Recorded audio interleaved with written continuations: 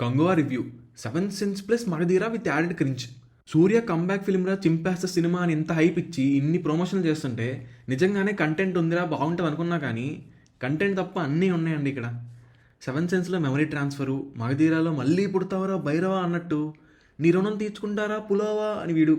మగధీరలో విడిపోయిన లవర్స్ కలుస్తారు, ఇక్కడ ఫాదర్ అండ్ సన్ కలుస్తారు అంతే. దీనికి తోడు ఆ అరుపులు స్టార్టింగ్ క్రింజ్తో అసలు రకరకాలుగా ఉంది సినిమా. అవును సార్, రకరకాలుగా ఉంది మాస్టర్. ఇంత డబ్బులు పెట్టి ఇన్ని రోజులు మీరు తీసింది ఇదా? 2 years వేస్టెడ్ అండి అసలు సూర్య గారికి. స్టోరీ, రైటింగ్, స్క్రీన్ ప్లే ఇవన్నీ పక్కన పెడితే ఆ సౌండ్ మిక్స్ ఏంటిది అసలు, వామ్మో.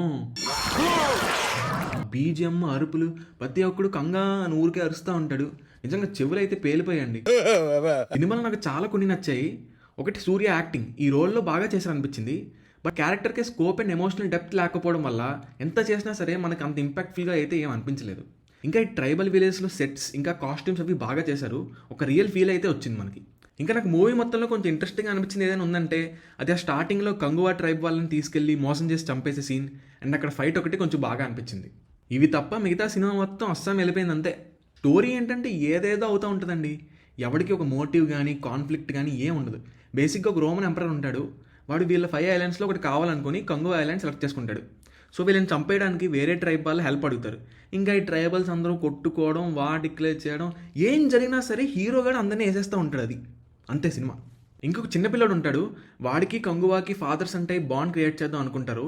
అసలు ఈ డ్రామాలో ఎమోషన్ని డెవలప్ చేయలేకపోయాడు వీళ్ళిద్దరి మధ్య. ఇంకా పిల్లోడి చైల్డ్ ఆర్టిస్ట్ గాడి యాక్టింగ్ ఉంటుందండి, వాడి హడావిడి ఊరికే ఏడుస్తూ ఉంటాడు. ఆడు అమ్మా నాన్న అని అరుస్తా తెగ ఓవర్ యాక్షన్ చేస్తాడు ఆడైతే. అమ్మ వీడెవడో ఓవర్ యాక్షన్ చేస్తున్నాడు, చైల్డ్ ఆర్టిస్టా? సినిమాలో ఒక సీన్ ఉంటుందండి, కాకులు శవాలను తింటే స్వర్గానికి వెళ్తారని బాబీ డియోల్ వాళ్ళ ట్రైబ్ నమ్మకం. బాబీ డియోల్ కొడుకులు చనిపోయినప్పుడు కాకులు వాళ్ళని తినకపోతే ఇంకా మన బాబీ డియోల్ వచ్చేసి కాకులతో అది ఇది మాట్లాడేసి కంగువాడిని నేను చంపేస్తా, ఇప్పుడు వచ్చి నా కొడుకుల్ని తిను అని కాకులకి మాట ఇచ్చేస్తాడండి. అరే ఏంట్రా అసలు ఇది. ఇంకా టెక్నికల్ ఆస్పెక్ట్ చూసుకుంటే ఆ ఎడిటింగ్ ఒక దండం రా అయ్యా, అటు ఇటు కట్ కట్ కట్ చేస్తూనే ఉంటాడు. సినిమాటోగ్రఫీ అంటారా, బాబీ డియోల్ క్లాన్కి ఆ కలర్ గ్రేడింగ్ ఏంట్రా అసలు, రెడ్ కలర్ పూసినట్టు. సౌండ్ మిక్స్ అండ్ బీజిఎం గురించి చెప్పక్కనే లేదు, మన రాక్ స్టార్ డిఎస్పి థియేటర్ని రాక్ చేస్తాడు అంతే. Oscar level thumping and energetic BGM. VFX కూడా అంతేం బాగాలేదు. ఈ వాల్కెనో షాట్ అయితే పిక్సెలేట్ అయిపోయింది థియేటర్లో, ఉమ్మ బాబోయ్. ఇప్పుడు ఇంత చెప్పాక కూడా మీరు ఈ సినిమా చూడాలి అనే సాహసం చెయ్యాలి అనుకుంటే మీరు చెయ్యొచ్చు, బట్ నేనేమంటానంటే మనకి ఎందుకండి ఈ సాహసాలు అని అంటాను నేనైతే. అయినా అసలు సూర్య గారు ఈ సినిమా ఎలా ఒప్పుకున్నారో ఏంటో.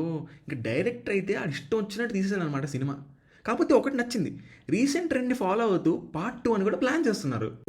అది అవదమ్మా, అది ఎలాగో అవ్వదులే కానీ ఇంకా మనం పుష్ప 2 కోసం వెయిట్ చేయడమేనండి. So this is it guys, thank you for watching. Video నచ్చితే please do like, share and subscribe to Cinemamayam. Bye.